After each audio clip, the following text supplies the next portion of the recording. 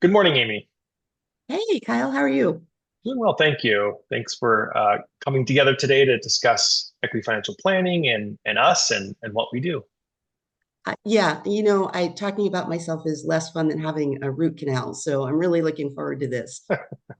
Well, as you know, many households and families come to us during times of transition, and sometimes it's they've been with an advisor that they trust for many years. Sometimes they've never worked with a planner, but almost always it's for a good reason, a compelling reason. And so, um, whether that's a kid going off to college or wanting to know if they're ready for retirement, how their investments are doing. And so today, I think we're going to talk a little bit about who we are, who Equi is, what we do, and kind of at the end, um, hopefully what we can do for you. Yeah, that sounds like fun. Yeah, Do so you want me to start? I can sure, talk yeah. about So myself. yeah, so tell me what brought you to financial planning? I love telling this story, but about 30 years ago, I got a cold call from a financial advisor who insisted that my husband and I needed to set up an appointment with him to talk about our finances. And I couldn't figure out why he was so insistent that we needed to talk to him because it felt like we didn't really have any money. We had a mortgage and two young kids and some savings, but that was about it. On top of that, he made me really nervous and I did not trust him. Mhm. Like if I was in a room with him, I was worried I would be pushed into purchasing some kind of insurance or investment product that was better for him than it was for me. Mhm. But being non confrontational, I made the appointment and then didn't show up. I didn't even mention it to my husband because I knew he wouldn't go. So this happened two more times before he got the hint and gave Did up get the calling. message. Right. But it did lead me to wonder what should I be doing with our money? I mean, something apparently. And did I need an advisor? And if I did need an advisor, who do I trust? How do I know who I can trust? Right. Mhm. And that's when I learned about certified financial planners, CFPs, and ended up being one. I was an economics major in college. So this wasn't a huge leap for me, but it was a surprising turn of events. CFPs are trained in investing, insurance, retirement planning, employee benefits, college planning, and most importantly, they hold the fiduciary standard, which requires them to act solely in their clients' best interests, putting their clients' welfare above their own. And that really appealed to me. That's what I would want if I were a Mhm. client. So that's what I wanted to be for my clients. And that's really how I ended up here. I didn't know who to trust, and I knew I trusted myself. So your Well, turn. How did you end up? sure, yeah. So prior to finance, I worked in the nonprofit world. I was assisting refugees and immigrants with finding work, um, starting a business, and eventually with financial literacy. And it was with that financial literacy I really enjoyed the financial planning aspect, and came across fee only financial planning through some Googling, and I knew that that would be a better fit for my personality, where I could focus my time on the families and listening to them and advising them, and not necessarily on selling them products. And so the next step was finding, fee only firms, which there actually aren't that many, even in the Northwest. Um, and so luckily, I came across Steve Jutton's firm where you were working. Right. And for many of you who not know this, but Amy was my mentor. And so our first time meeting each other was at a Vietnamese restaurant in Chinatown in Seattle, where we discussed financial planning and my career trajectory and all that. So I started as an intern, and that was over a decade ago. And so here we are, still working together as a team to hundreds of families. Yeah. It's been fun. Yeah. Um, so let's discuss a little bit. What's the philosophy, the values of Equi? What makes us different from other advisors? I think we're more about building relationships. I mean, I think that's one of the primary things that's different. It's not, we don't talk to people just once a year and call them, it's more holistic than I think most financial advisors are. Mhm. Um, I'm curious what your take is on that. Yeah, I think we're definitely much more approachable and available, right? We're not here to confuse you with jargon. We're not here to just, present an investment report and then check in a year later. Right. People. want to know, there's kind of two aspects to the financial plan, right? There's the technical and then there's the human element. And while we obviously deliver on the former, it's the latter that we spend a lot of time on in figuring out, in your life, what is it that you really would like to do? Whether it's travel, provide for others, relax in a mountainside home, whatever that is, our mission is try to make that possible through the various options that we present you. So, for example, right now, we're with a family who would like to provide an inheritance for their children, but they also want to have those assets go to a charity later on.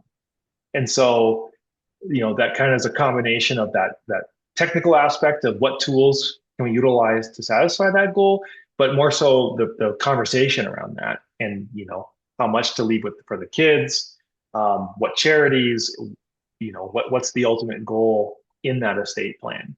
And so And having those conversations, yeah, the conversation with the kids, right? Bringing the yeah, whole family into this so they understand what mom and dad want out of this. yeah, yes. So there's not a black box that we have where we pull out a rabbit and say, here you go, here's your plan, run with it. So it's very iterative, and there's always transitions in life, and that's what our role is, to be here uh, as kind of a touch point where you can look over your shoulder and provide guidance on those transitions. And I think the iterative process is really interesting, right? It's a conversation and you learn more the more you talk with someone. And so that may result in a different outcome at some point. It's not like it's one and done and, oh, you know, we don't need to do anything else ever again. Yeah, if only it was that simple. So one of the, we talked about running the series, and one of the things you said, which really struck a chord with me, was making money fun again.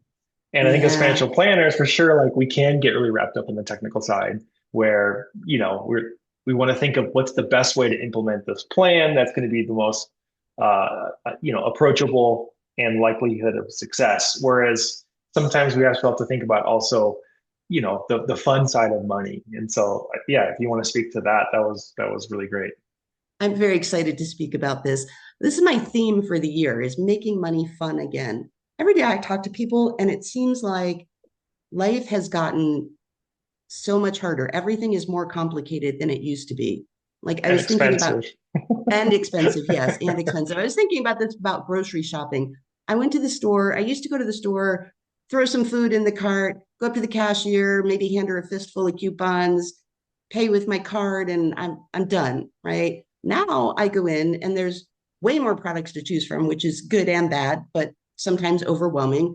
Then I'm like, do I need to pay attention to whether this has trans fats or GMO? Do I get organic or non-organic? Should I be eating local? What's the impact on global warming if I get steak for dinner tonight? It's a lot, and maybe not everyone takes it quite to that level, but I apparently do. Then you have, a store loyalty card and digital coupons and an app, and nothing ever goes wrong when you're downloading the app as you're walking through the store. And I've decided that going through self checkout is its own circle of hell. So The it's first time anyone just uses a no computer, fun. apparently. I feel like money is kind of the same way for people. I want them to think back to a time when money was fun, right? You get your first paycheck. You don't have to worry about it. You got to decide whether you wanted to spend it on new clothes or going out with friends or a video game. And I would like people to get back to that. I want people to know how much money they should be saving for their wants and their needs and their future goals, and get a system in place to do that automatically, to free up that brain space that wakes you up at 3 a.m. worrying. And yes, people do that. Yeah, yeah, But financial planning, leave that to us. exactly. Yeah, And we do wake up at 3 a.m. sometimes, trust yeah. me. Um, and beyond just saving and spending and investing, financial planning touches on estate planning, insurance, employee benefits, all that stuff you don't have time to look into or aren't really interested in or don't know how to call or what you need. We can help you work through that. We can give you an unbiased, number for how much life insurance you need and send you to an agent who's not going to try and oversell you on stuff. Mhm. And that lets you feel comfortable that you're back on track and you can just enjoy your money when it shows up. Mhm. And it's like having a weight lifted off your shoulders. And I want everyone to enjoy the benefits of that. So I want them to have that feeling of being in control of their money and having a plan. Yeah. I love that. I love going back to enjoying spending. So I'm gonna go get a cappuccino later and then enjoy right? the drink and not stress so much about, you know, Well, and I the was talking to a client and they were worried about the increase in health insurance because of the expiration of the subsidies. And I said, yeah. in your case, it's only going to be for 1 year. Yeah, is it going to be more money you have to spend? Absolutely. But is it going to break your plan for the next 30 years? No. So don't worry about it. It's not like there's really much you can do about it. And you have the ability to take care of it. So don't worry, right? Mhm. Yeah. And sometimes that's what we all just need to hear, right? Is that you're going to be okay because of X, Y, Z. And then having an independent voice reason that is, I think, a lot that's really helpful, you know, for me at least. Absolutely. Every financial planner should have a financial planner, as we say. Yeah, it's true. So you know, what does working with Equi feel like? What do you, you know, from the family perspective, what do you hope that they get out of working with us and feel working with us? Ideally, I mean, it's a relationship, right? Mhm. And for some people, it's going to be an ongoing relationship. Some people have a lot of things going on in their life, a lot of things are moving and changing, and so they need to meet with someone 4 or 5 times a year on an ongoing basis. For some people, it's more project based, where we do a financial plan. I send you off, and you come back in 3 or 4 years, and maybe we update that, right? Because Mhm. your kids are retired or are out of the house, and you're working towards retirement, and we give you a plan and we say, this is what you need to do over the next 4 or 5 years. Come back and see us, and then we'll update that. But there's no need to be in touch on a quarterly basis or twice a year. Um, Yeah, so and sorry, I was just going to say it's still a relationship, but yeah, one that maybe works better for some clients. yeah, I think it's perfect. It encapsulates the flexibility that we bring as well, and that we don't require that we manage your investments. We don't require that you use a certain custodian. We don't require that you only buy our products that we're familiar with. And so we're very much comfortable working within your wheelhouse. Of course, we have our, you know, processes and we have the bases we want to cover. And so, you know, the interesting one that sometimes people come to me and say, "Hey, I just need you to look at my investments." And then I start poking around the fringes, like, "Well, when's the last time you updated your will?" "Well, what will?" What will? Yeah. Yeah. Like, "Well, what's your life insurance of?" I don't know. It's the company one. It's like, okay, well, so it looks like you have some more questions that we should probably try to answer. And so that generally is the first interaction, is one that's much more holistic, all encompassing. I really want to cover all the bases because I don't want to wake up at 3 a.m. thinking, crap, if something happens to, you know, you, Right. I'm going to get a call from your partner saying, "Hey, wait a second." What do you mean there's no will? Yeah. What do you mean he was underinsured? Yeah. So yeah, so for us, a lot of times that first interaction is going to be a little bit more holistic, all encompassing. But then down the road, we're happy to look at more discrete planning scenarios, like, you know, just life insurance or just an investment account. Uh, and so again, I think meeting you where you're at, while understanding that we have our fiduciary duty and our duty to you as that independent advisor to make sure, you know, we're covering all the bases. And on that note, you work with a lot of small business owners, right? Where you're helping them with, life insurance and buy sell agreements and those sorts of things. Sort of Um, self-employed retirement plans. Yeah. So I mean, yeah. that's, who do we work with? It's funny. We kind of work with a wide variety of people. And so obviously, like probably the majority of financial planning firms, we work with pre-retirees and retirees, particularly distribution plans where we come up with a tax efficient way to distribute your assets to meet your spending goals in retirement. So I think that's one area that we really excel in. Then the Yeah. other And area, and you go really ahead. enjoy that I too, do. I right? like all the puzzle pieces, and you know, throw me all the puzzle pieces, and I'm going to put the puzzle together and then present it to you in a way to you where you can implement it with or without oversight. You know, it depends a little on complexity on that. So, Yeah. um, and then we work with another group of people who are early career professionals. They're kind of in that growth phase. They're saving.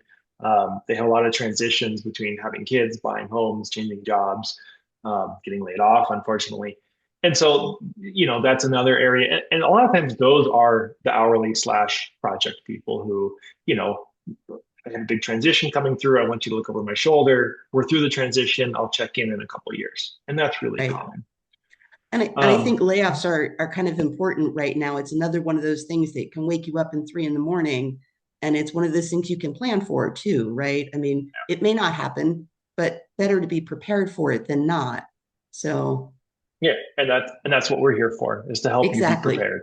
So we're glad that you're here, and we hope this gives you a sense of who we are. Financial planning is a long conversation and not a single meeting. So this is the beginning of that conversation. We're glad that you've listened to us until this point. Yeah. And we look forward to hearing from you guys. Thank you. Bye.